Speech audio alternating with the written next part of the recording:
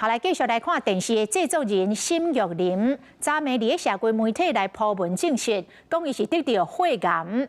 除了感谢大家关心，伊嘛讲伊会好好配合治疗，大家后会有期。也有医师来表示，讲这个急性的肺癌存活率大约是5-6成。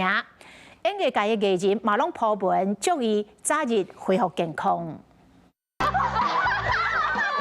穿甲红拍拍上节目架谱，正到结果前讲一寡543，互大家笑甲揽倒的沈玉琳，7月底传出身体无爽快，住院治疗，时间过要1礼拜，昨铺文有话要甲大家讲。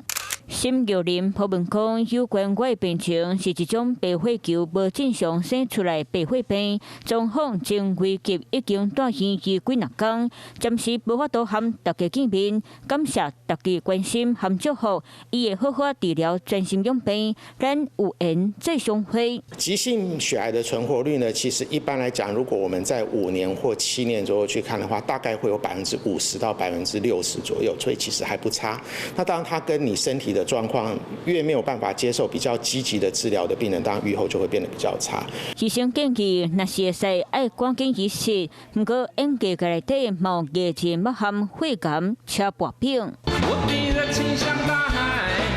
穿甲啪里啪里，唱歌跳舞，参加王储高凌风，捌伫咧2010年11月确诊急性骨髓性白血病，当时伊发烧和排喘气，做3摆化疗，后尾伫咧2014年因为病甲伤食来装作生气。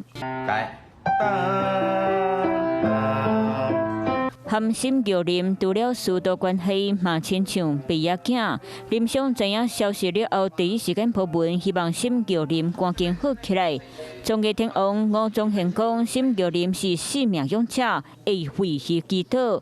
其他亲像吴映洁、孙协志，嘛拢来送祝福。2个月瘦了10公斤。去年录节目，沈玉琳才曝光家己有瘦落来，如今身体拍歹去，大家铺文加油，希望伊会当赶紧好利利。